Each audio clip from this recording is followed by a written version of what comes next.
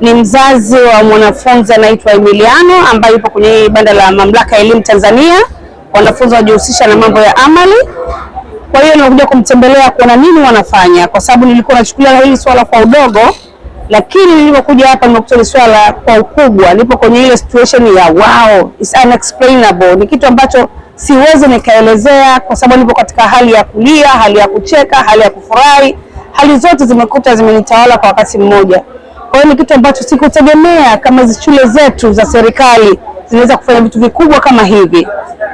Kwa hiyo nachoweza kuwashauri wazazi walichukulia wanafunzi ambao wanasoma mambo ya amali kama ni mambo ya wanafunzi ambao ni failure, lakini hapana.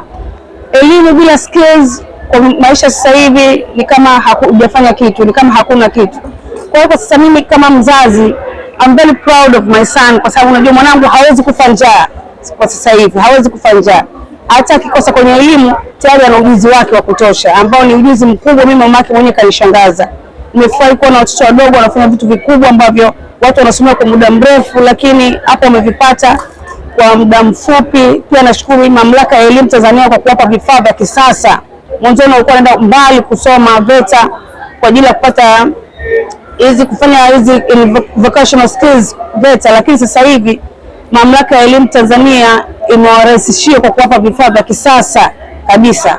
Kwa hiyo I'm so proud of it na nawashukuru sana.